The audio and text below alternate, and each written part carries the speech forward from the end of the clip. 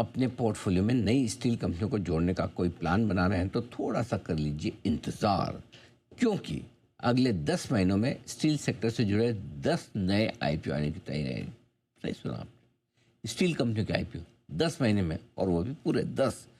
कौन सी कंपनियां ला रही है आईपीओ और इतनी कंपनियां एक साथ आईपीओ क्यों ला रही है, ये जानना समझना जरूरी है। आइए अंश हमारे साथ है तैयार बताने के लिए। अंश बताइए। बिल्कुल, देश के स्टील सेक्टर से जुड़े कई सारे आईपीओस पाइपलाइन में हैं और अगले 10 महीने में करीबन 10 स्टील कंपनीज जो है आईपीओ की प्लानिंग कर रहे हैं।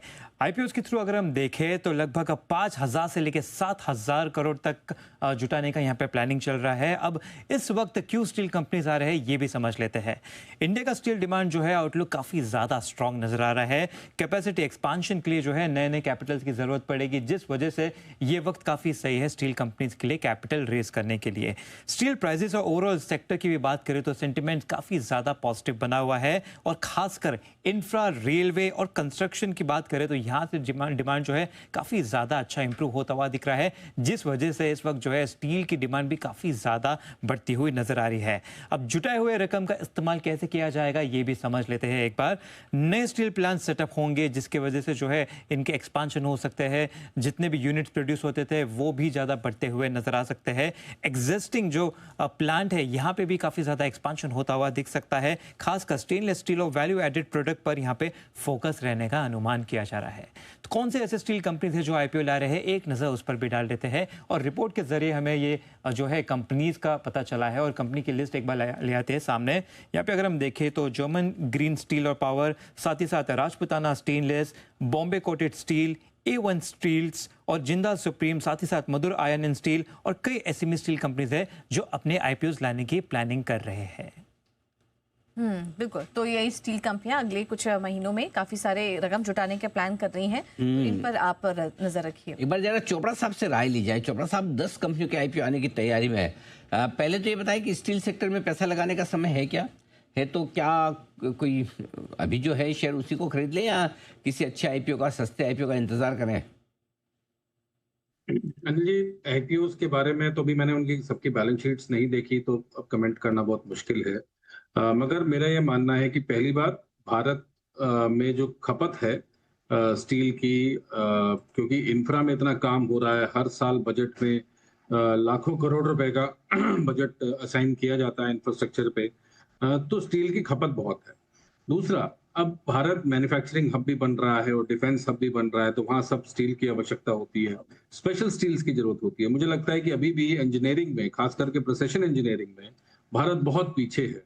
एक चीज मैं बोलना चाहूंगा आपके चैनल के प्लेटफॉर्म से, कि जो यूक्रेन में जो भी हुआ, यूक्रेन एक बहुत बड़ा हब था फॉर प्रिसिशन इंजीनियरिंग प्रोडक्ट्स, और रशिया ने खास करके मैरियोपोल, सेवस्टोपोल जैसे जो टाउन्स थे या बड़े शहर थे जहां पर स्टील प्रोडक्शन होता था, जहां पर प्रिसिशन इंजीनियरिंग के प्रोडक्ट्स बनते थे और वो पूरी दुनिया में भेजे जाते थे, भारत भी बहुत आयात करता था वहां से, तो उनकी कमर तोड़ दी, फाइनेंशियल कमर तोड़ी, रीढ़ की हड्डी तोड़ी, और इन शहरों को ध्वस्त कर दिया गया जो बहुत बड़े इंडस्ट्रियल टाउन्स थे, और वो पोर्ट टाउन्स भी थे, वहां से आसानी से एक्सपोर्ट किया जा सकता था। तो ये एक ब्लेसिंग इन डिस्गाइज है, मैं कहूंगा। हालांकि अच्छा नहीं हुआ, मैं इसको अच्छा नहीं मानता, पर फिर भी भारत के लिए ब्लेसिंग इन डिस्गाइज है कि आज भारत को अपना स्टील इंडस्ट्री या प्रिसिशन इंजीनियरिंग इंडस्ट्री या ऑटो इंडस्ट्री खड़ी करने का मौका मिल रहा है। और यहाँ पर क्रिटिकल कंपोनेंट्स जो बनाने वाली कंपनीज थी वो कम थी, अब धीरे धीरे बढ़ रही हैं। तो आई एम श्योर इन सारी स्टील कंपनीज में कुछ ऐसी भी होंगी जो स्पेशल स्टील्स बनाती होंगी या स्पेशल प्रोडक्ट्स बनाती होंगी, जो डिफेंस ग्रेड प्रोडक्ट्स होते होंगे। तो ओवरऑल तो मार्केट साइज बढ़ रहा है, जो भारत की अर्थव्यवस्था के लिए अच्छा है। मगर नए आईपीओस में कौन सी कंपनी का क्या बैलेंस शीट है अभी कहना मुश्किल है। मैं अपना दोबारा से स्टैंड क्लियर करता हूं कि मैं बहुत लॉन्ग टर्म रैली बहुत टाइम से लॉन्ग टर्म रैली देख रहा हूं मेटल्स में, और अभी भी खत्म नहीं हुई है। हमारी ट्यूसडे को भी बात हुई थी कि थोड़ी सी कंसोलिडेशन के बाद हम फिर से देखेंगे कि एल्यूमिनियम में, कॉपर में, मैंगनीज में, या जो भी इंडस्ट्रियल मेटल्स हैं उनमें अच्छी तेजी देखने को मिलेगी। तो अच्छी बात है, ओवरऑल साइज बढ़ रहा है।